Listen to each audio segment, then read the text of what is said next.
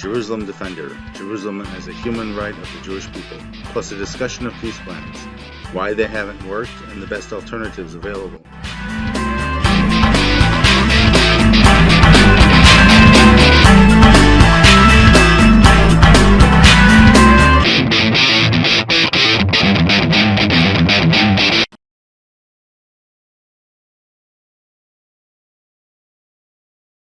Starting at key concepts in the Everyone Wins Peace Plan. Filtration of terrorists out from the pool of naturalization applicants.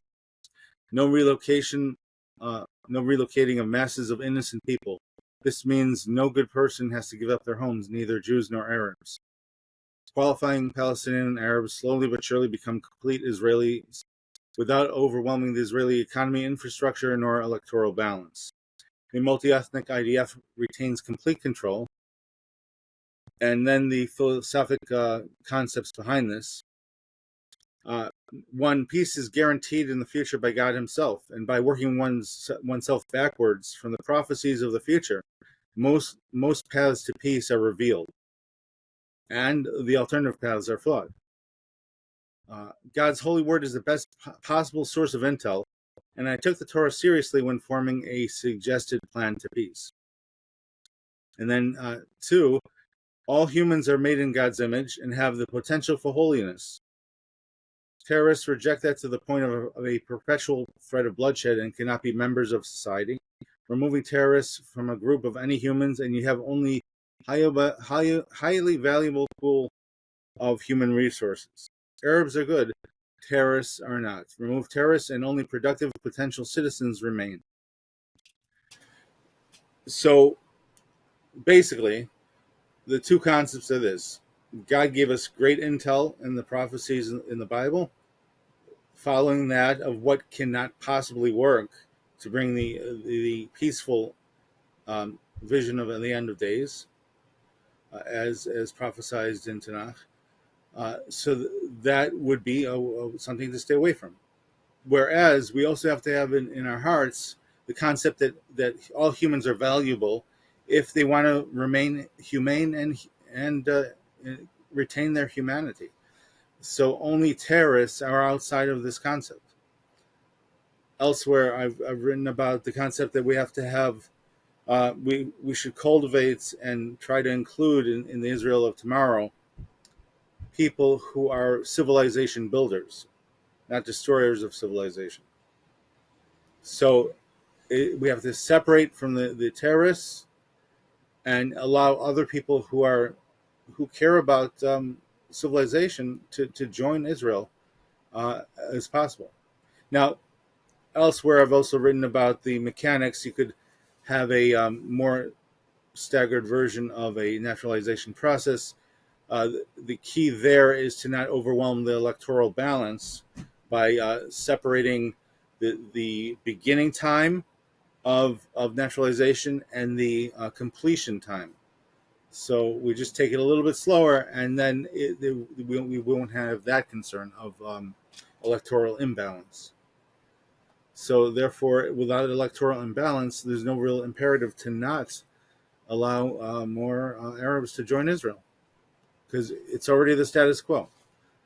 There's no movement in Israel today that says they have to remove Arabs from the state of Israel, right?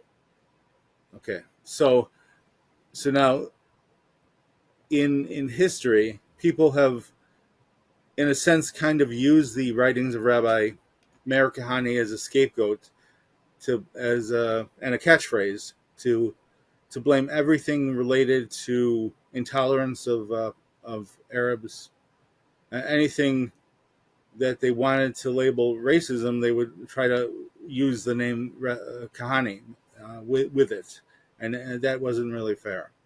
So now, recently, I did write about the differences between the Everyone Wins peace plan and Rabbi Kahane's peace plan. But I also wrote about this about 17 years ago. So let me quote you from March 19, 2008.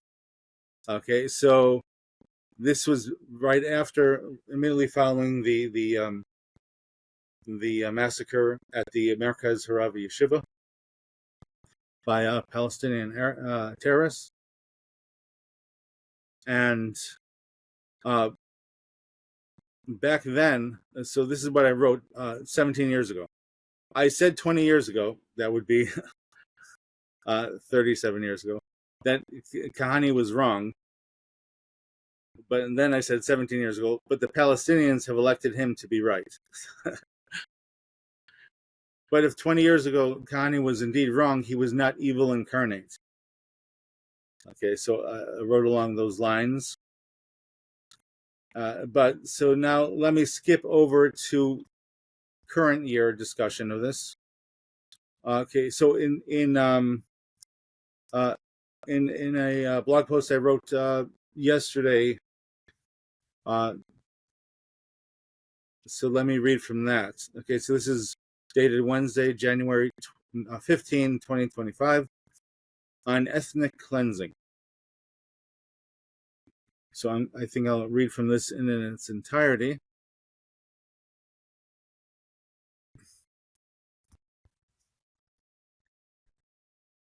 The international law on ethnic cleansing and the Torah law is similar in this case. Displacing civilian population groups solely because of ethnicity is wrong, even if they are allowed to live elsewhere. This is assuming not displacing them brings maximum protection of fundamental rights for all. Whereas if it did not, the displacement would not necessarily be wrong. It's not black and white in this direction or that, but depends on the circumstances of each case. Ethnicity-based cleansing for its own sake is not in the category of acceptable cleansing in this case.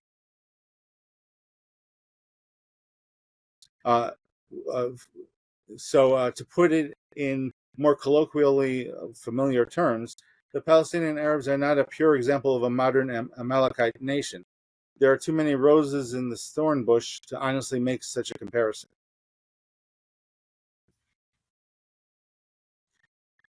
An ideology of criminality within a given ethnicity removes the shield against ethnic cleansing against said subgroup. For example, a drug cartel can seek to find extra protection under the law for reasons of bias against their race or ethnicity, despite their crimes. Their criminal ideology and behavior makes them criminals under the law. It is all the other citizenry, not the criminals, who are entitled to protection from the police, even if it would eventually lead to loss of many rights of the criminals, were they to be brought to justice. These matters are rudimentary concepts of criminal justice, yet they have seemed an elusive matter to grasp for some at the United Nations, as well as at many world news media outlets. Those who reject civilization among Palestinian Arabs are a non-ethnic segment. Rather, they are an ideological segment. Those who are the ones to whom it is legal to relocate. Okay, so in other words, I'm here discussing the linkage between ethnic cleansing and ethnicity. If you take out the ethnicity, so it's removing people from place to place is no longer illegal. And now let me get back into the article. Whereas the ancient Amalekites were completely in the same in their ethnicity and ideology. They themselves made that distinction with their universal support of violence.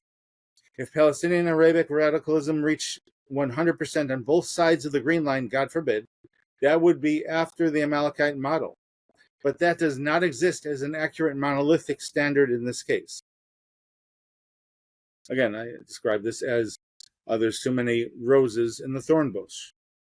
There's too many nice Palestinians to say Palestinians as a ethnicity or race are impossibly able to come to any kind of peace. We cannot say that. We cannot act like that. So unfortunately, that was something Rabbi Kahane never really addressed sufficiently before he passed on. So therefore, we were just left with what he did right. What he did right did not address this. So allow me to continue. In Talmudic terms, let us consider the great Hillel's golden rule of try not unto thine fellow what is hateful to thyself, is the foundation of Judaism, as in the Gemara in Shabbos 31a. There are plenty of Arabs who are proud and grateful to currently be Israeli citizens, and many others on the other side of the Green Line who would be too, if given the opportunity. The rationale of Rabbi Meir Kahane on this issue is evidently inaccurate. Yet, if keeping a group of people in a certain location would cause generations of bloodshed, it is morally wrong to assume that moving people in such a case would be ethnic cleansing. In fact, not moving people could be dangerous. That part of it Rabbi Kahane got right. As I mentioned years ago, the more this goes on, the worse the trend to radicalization would become. Violent indoctrination at Palestinian Arabic schools has caused a loss of so many who could have been civilization builders, but who now support terror. But it's not too late to find many innocents among them who can be saved if offered a safe way out. Moving masses of peoples is not always ethnic cleansing. If they can move people and divide a neighborhood, often against the will of the residents there, to put in a highway, and for people who do not even live in that neighborhood, then why can't they do the same to protect lives on both sides of the ethnic divide?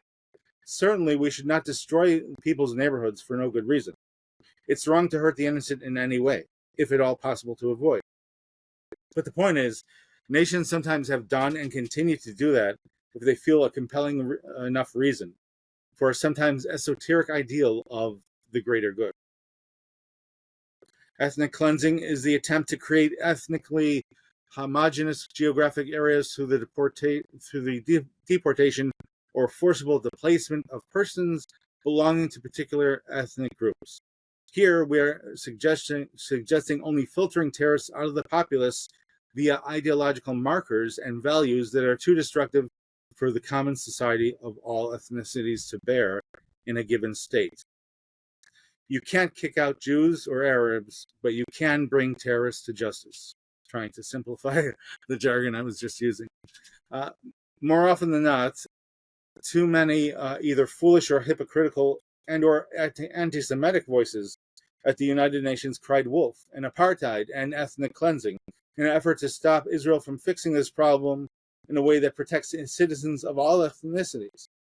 But how many nations protested that the Jews were being ethnically cleansed from Gush Katif 2 decades ago?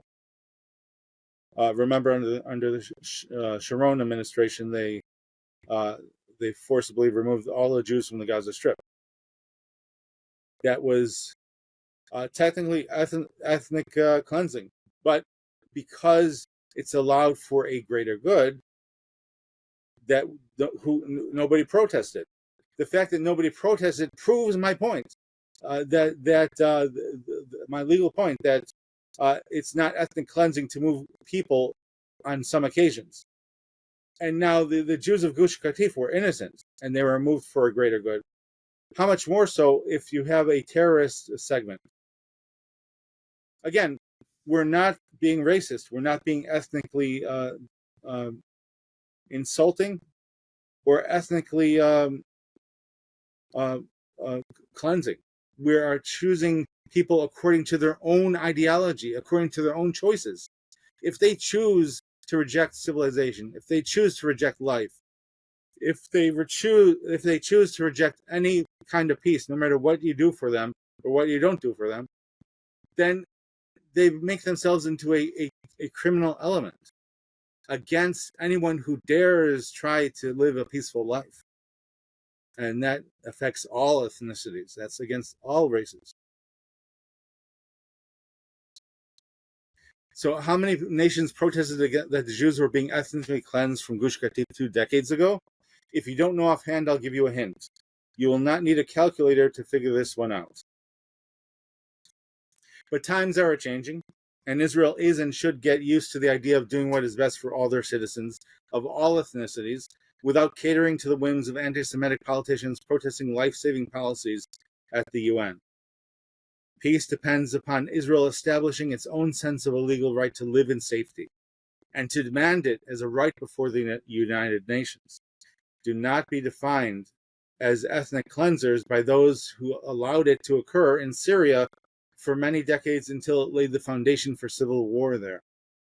For the sake of the peace of all Israelis of all ethnicities, demand your rights and assert them, even if ideological targeted relocation of groups of people becomes necessary to an extent. Then you will be free to do the good in your heart for all your people of all ethnicities in the united Israel of tomorrow. May it soon be so by the grace of God. So now there's a couple concepts I wanted to just address that I didn't cover in yesterday's blog. So yes, there now in criminal justice, you want to bring justice to the innocent, right? So therefore, sometimes, and it's part of policing, that there has to be a aspect of criminal displacement. Like if they always go to a certain corner to deal drugs, put a police patrol there, and then the criminals will be displaced from that corner.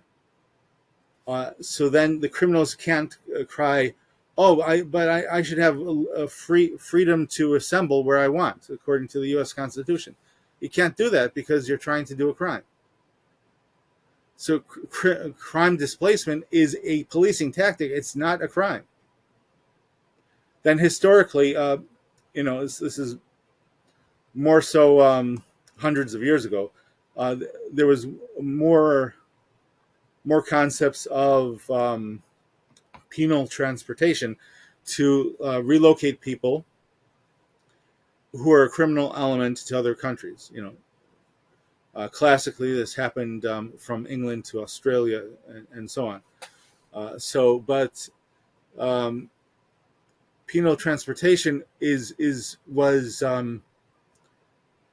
was not necessarily outlawed, but it was kind of considered something we shouldn't do any longer. Therefore, there was a greater focus to have, there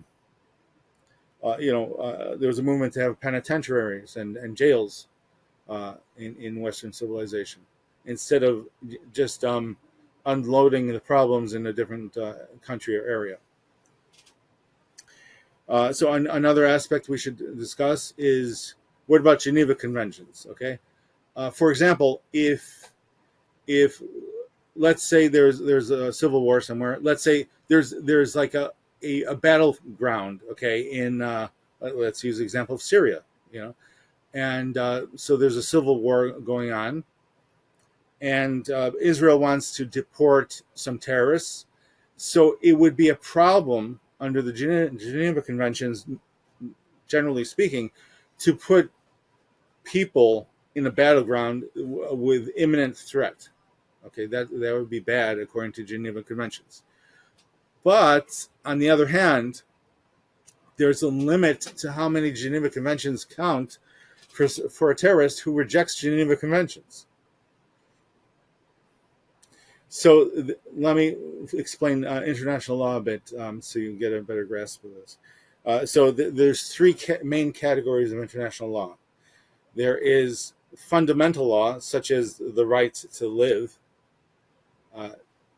There is the law of treaties, when two countries sign a peace treaty, for example, or when the United Nations Security Council gets together and say that this is vital for the safety of all world governments. These are examples of treaty-based ideas that are not on the level of fundamental law, but they're still greater than customary law. The third category is customary law. So basically, if someone criticizes Israel on the General Assembly floor, not Security Council, and they even pass a resolution against Israel, which unfortunately, the United Nations has an obsession in the past few years of passing laws against Israel, whether or not it actually helped the cause of peace. It was like a knee-jerk reaction. So what the General Assembly generally decrees is at the level of a customary law. What So customary law is below, not as strong as the law of treaties, and the law of treaties is below, not as strong as Jus Cogens, the fundamental law. So therefore, Israel's right to defend itself is fundamental law. It's it it uh, uh, it pushes aside most considerations that you've been hearing coming out of the United Nations just from the start. This explains why the United States, whether under Democrats or Republicans, has been on the side of Israel, because the United States of America believes in actual adherence to the law. So once you believe in keeping the law, so then fundamental rights such as the right to defend oneself is has to be considered. Okay, so now most of the noise against Israel has been coming from the United Nations General Assembly. So if Israel has a negotiated settlement, a peace deal, so this is very powerful because it silences a lot of the critics of the United Nations, because the law is more fundamental than customary law.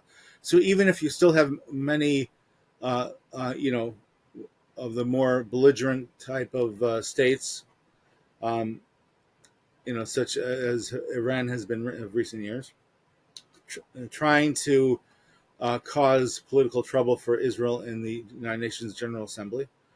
Nevertheless, once they have a peace deal, it's stronger than anything the countries could come up with. You understand? So a peace deal can be good to actually bring peace, but only if you actually deal with all of the underlying problems. You increase justice for everyone, not just one ethnicity, not even-handedly to support a criminal element. First, remove the criminal element from the equation, and then you just have two ethnicities that want to have peace. That's why I've been writing for many years now about a terrorist filtration of terror. And that's what's necessary. If we do that, then we could have lasting peace. And again, the concepts of there's no real concern about the idea of ethnic cleansing if you really understand the law. And in addition, Israel should act in a way that follows the spirit of Hillel's golden rule, that we don't do unto others what we wouldn't want them to do unto us. And so, once you find someone who's a rose among the thorn bush, you shouldn't reject them. You should try to save them. Remember, our mutual forefather Abraham prayed for a different ethnicity, the Sodomites, that God should spare them if even just 10 righteous people were found in the evil city. And unfortunately for them, there weren't even 10 righteous people. But the point is this: once you filter out terrorists, then it could be a discussion of peace. With terrorists, they don't want peace, so you cannot discuss it with them. So therefore, you have to have unilateralism. But if you have a filtration of terror, and you invite the non-belligerent members of the alternative or opposite society to yours to a negotiation table, then you could come away with a peace deal. You could come away with something that's good for everyone. You could achieve something through the idea of multilateral negotiations. The philosophic crime that has been done by Western governments is to try to encourage Israel to have multilateral negotiations with an unrepentant terrorist leader of the Palestinian people. When, again, he is not representing, by virtue of his philosophic basis, he's not representing the innocent among the Palestinians. So when you have an evil leader negotiating for the Palestinian people, so then what you're doing is giving them the results of what happens when you negotiate with an evil person. A half-hearted peace deal that will be canceled at the cost of lives sometime in the future. And that's not the way to bring peace. The way to bring peace, find people who care about the same things, who care about civilization building.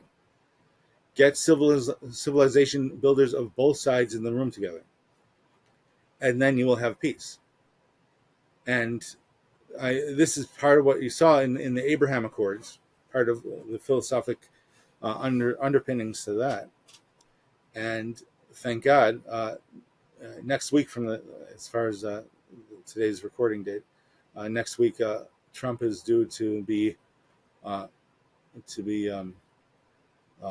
sworn in again as the United States president, and under his administration, the Abraham Accords occurred. So a new opportunity for peace is about to occur. But again, it comes. You have to not treat terrorists as regular people. But you can't treat regular people as terrorists. This is what Rabbi Khane unfortunately didn't have a chance. He was unfortunately cut down by Arab terrorists.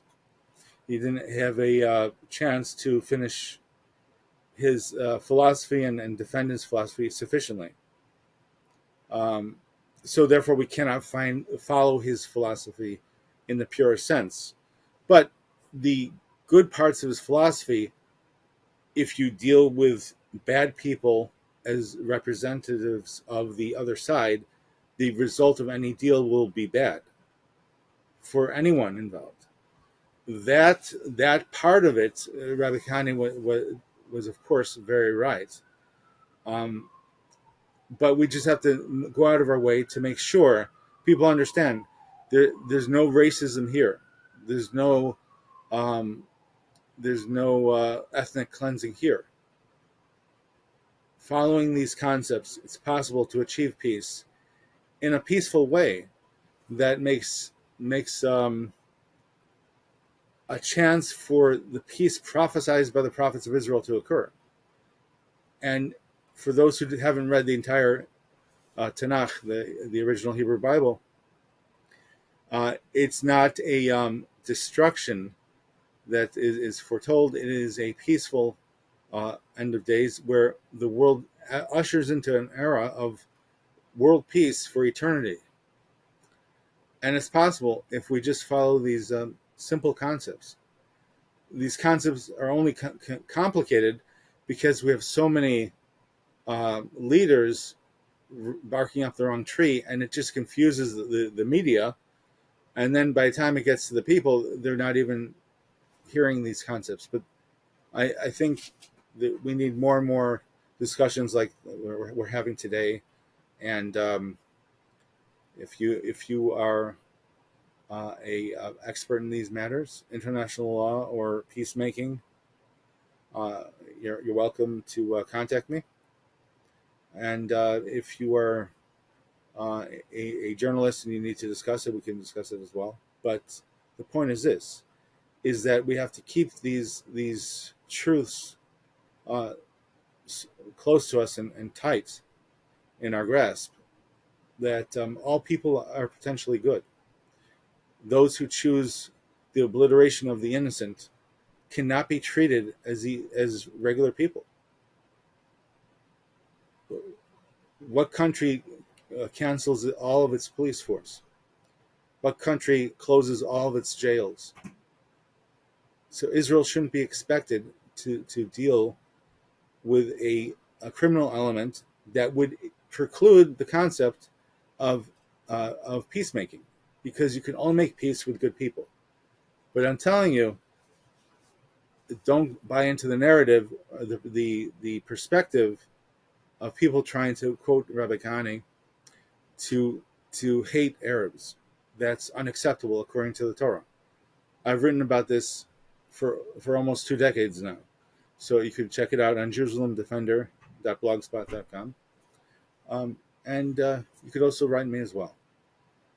And, thank God. God is merciful, and we can be merciful too. Let's try to emulate him, follow in his ways, and good will surely come. Thank you. Now, any questions, follow-up questions, or comments?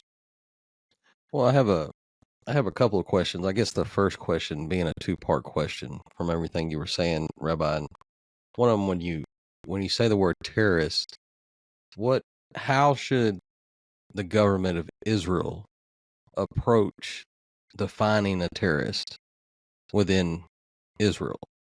And then once you define that individual as a terrorist, and you talked about displacement of criminals, and you also talked about Western civilization and the prison system, what should Israel do with the terrorists within Israel? Right. Well, again, under the Geneva Conventions, which don't completely apply to terrorists, it really it's like more of like a philosophic guideline. Unfortunately, when people are giving themselves over to terrorism so much, they're not even protected by the Geneva Conventions. The advancement of mankind to become sensitive to the needs of people you disagree with. That's a beautiful thing, and terrorists reject that, so they're not even protected under Geneva Convention. But let's assume they are protected, and not only that, as far as PR goes, it's haspara, and trying to be good representatives of the kingdom of heaven on earth. So we don't want to do something that makes us look bad.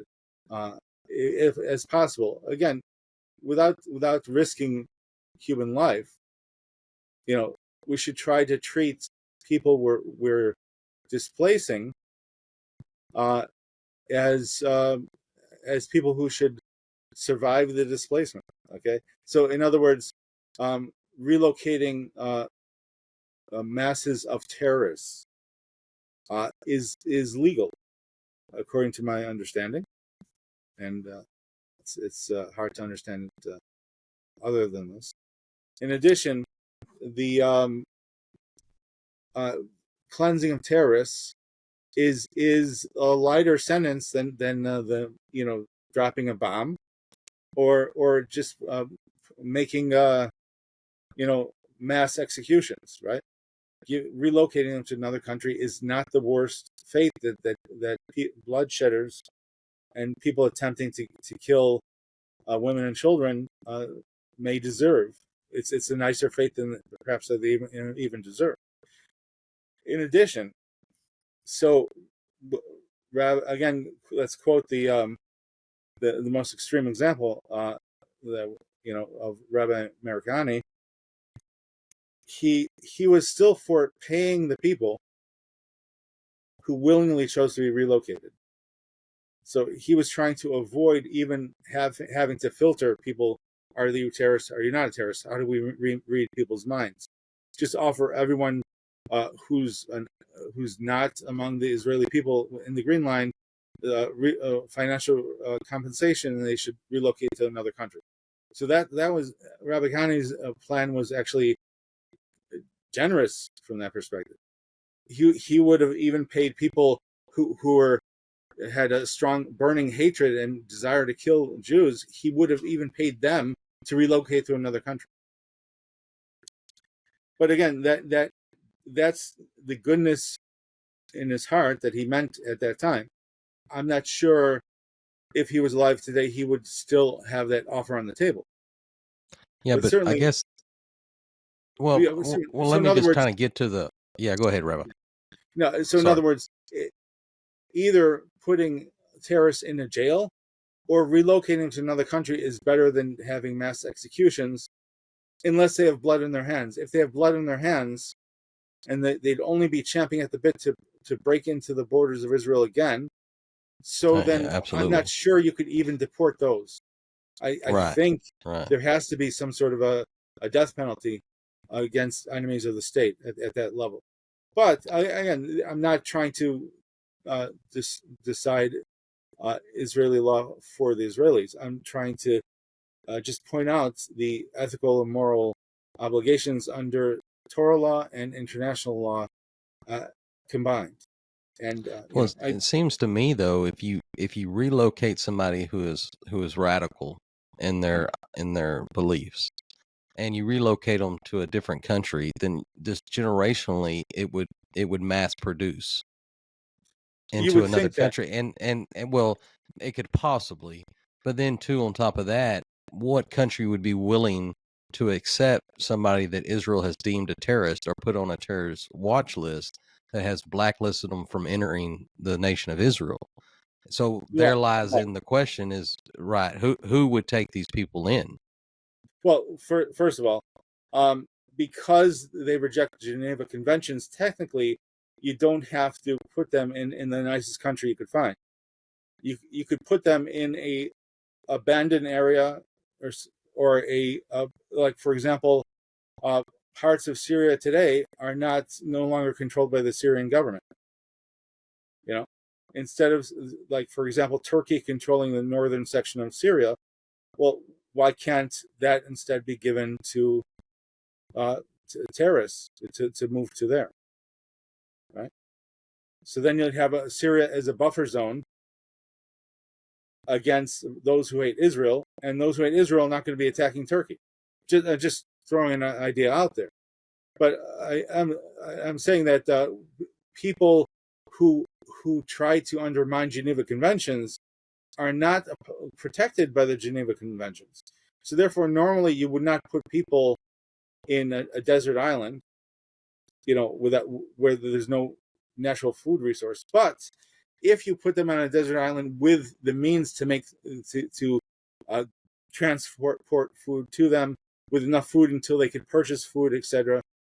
In other words, you don't sentence them to death through the deportation. You sentence them to even a not simple existence, but the life, instead of the need for execution of the terrorist populace. But for people who are not champing at the bit to be a terrorist and kill the innocent, so then a variation of Rabbi Mercani's compensation to relocators could be done. So Rabbi Mercani's plan, under that circumstance, is not as uh, again, you have to divide people according to their evil. Okay, I don't hear a lot of other people talking about this yet, but I'm hoping we're about to have an era where people are talking about this. But according to the person's evil is their category, their ideological dedication to civilization or against it is everything. If they are civilization builders, you can make peace with them. If they're against civilization, they try to destroy civilization. So you have to separate them from those you're going to make peace with, and you cannot afford to give them the same fair play you would give to a regular person who is relocated.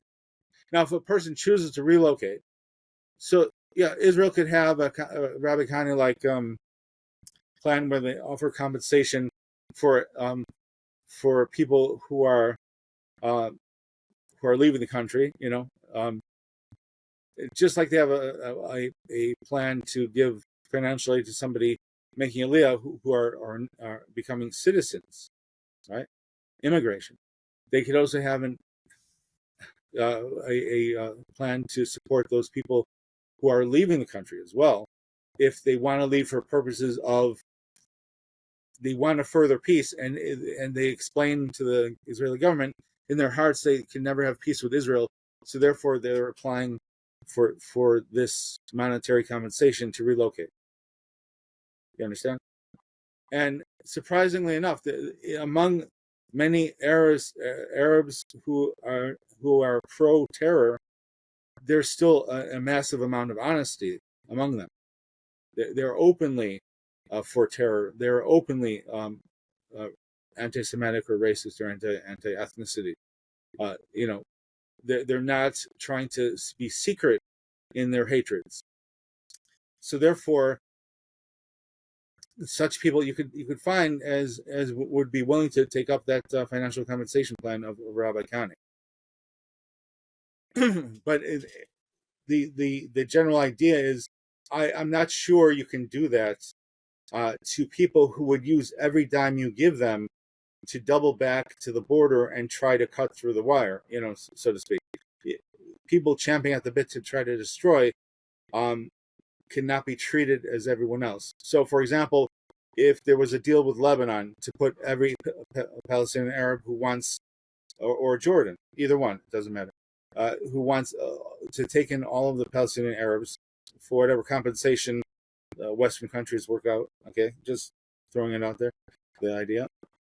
So the people who go in that country should be people who just don't want to live in peace with Israel, not people who can't wait to kill the innocent. Even for relocation outside of Israel, you have to be careful about who you put there. So, for example, sending to Timbuktu, no offense to people in Timbuktu, terrorists, and then sending the rest to a nearby country who just don't want to be in Israel but are not trying to kill Israelis. It could be two separate plans. Again, I'm trying to focus on the ideology and the philosophies behind accurate peacemaking according to international law and biblical prophecy, that we can only go a certain way to achieve biblical prophecy. In other words, every other way will fail. And to achieve international law, you have to do a certain window as well. So everything I've been writing about and speaking about lines up with both of these concepts. So Okay, so basically, I guess my next question is I've thought about this in the past, and then you made me think about it again with what you were talking about. In one instance, we say Palestinians, and then you have Israelis. How can both exist at the same time? Meaning, if you're Israeli living in Israel, that's your country, that's your nation. Palestinians believe that is their nation, and they are Palestinians. So how can a group that believes that that's their country, why it's under occupation from Israel, and Israel knew that they were under occupation of Palestine for a long time? So what I'm saying is, how can that resolution come forth with both sides believing there's two different nations? One believing it's Palestine and calling themselves Palestinians, and one side being Israelis and being in Israel. Understood. So, well, there's two things you got to do. Number one is that first you have to look at what are the Israelis within the Green Line doing today. So there are Israeli Arabs within the Green Line. A segment supports Palestinian state. A segment wouldn't care if there was a Palestinian state. They'd still want to be in Israel as Israelis, right? So now those who still want to be in Israel as Israelis prove that the ethnicity known as Palestinian Arabs is not automatically anti-Semitic. Okay. The segment that says they would want a Palestinian state proves you could still have people who have the political philosophy they would prefer a Palestinian state without the ideology that they must kill for their belief. You understand? They could have a different, like somebody would really want a president from a obscure party, whatever the party is, to be president, but they have no real chance to have a president who's not Republican, Democrat, or maybe independent. But there's no real third party per se in the United States that has a real chance at the federal level, national level to be elected. So in other words, I guess my a question segment who wants what they want, but the key is to determine are they nonviolent? Can you So agree to disagree? if they're nonviolent and they believe themselves to be a Palestinian, can they be in leadership within government in Israel?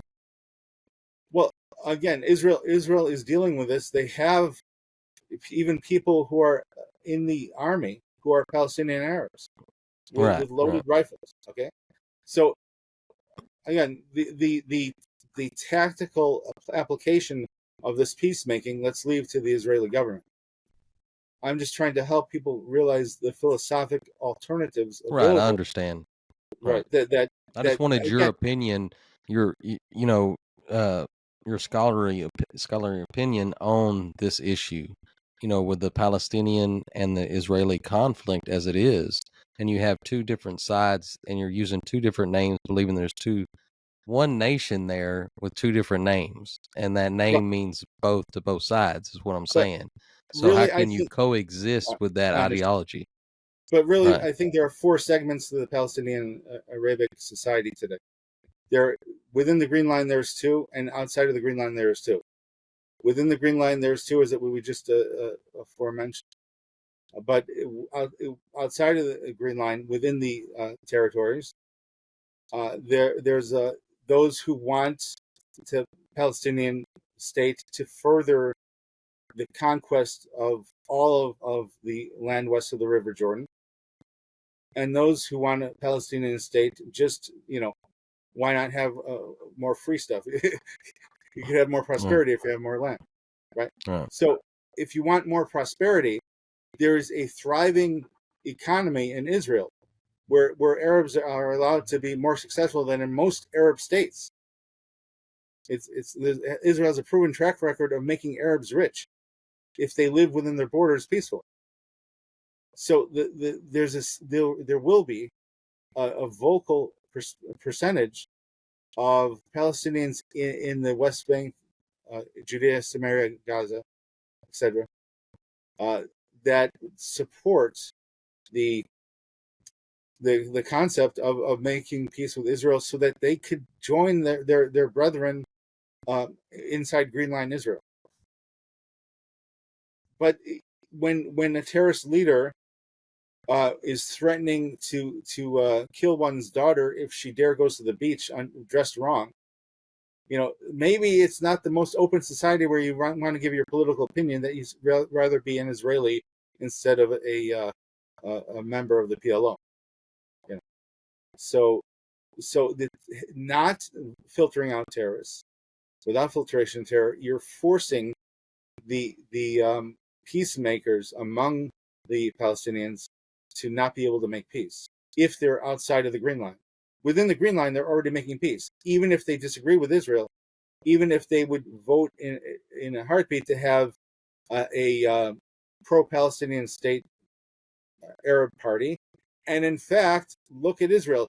Israel is allowing Arabs to vote for pro-Palestinian state Arab parties today, even in the government. You know, so um, that's it's just it. You take away all the rhetoric and all the thing the videos you see on nightly news, and the fact is, there's a natural transition for an Arab to want to be part of the state of Israel tomorrow, if they could do it without being killed by the PLO. So, you had another question? No, that's it, Rabbi. Oh, well, thank you, Brad. Okay. So, again, Thank you. anyone has, oh, thank God. Anyone has any questions, you can find my email on the blog. Again, that's jerusalemdefender.blogspot.com. And look forward to hearing from you, and we could discuss these things further. And just, I want to wish peace to the world, everyone of all backgrounds, everyone who doesn't reject good is a potential human resource for any country. God made us that way. But as much as I want to pray for peace, I have to share the conviction that we are destined for peace. We are destined for world peace. And not just hundreds of years from now, in less than decades from now, I believe we're going to have world peace. And, before the Abraham Accords, who would expect so many Arab countries to make peace with Israel? Many people thought it was implacable. There's no way there could ever be peace between Israel and Arab countries. And I think we're going to see some major strides forward, and possibly a massive amount of change in the world in the next 4 years, God willing. Thank you for joining me. I look forward to discussing more ways to peace with you in the future, God willing, as God would will. Thank you. God bless. Shalom. Bye. Be well.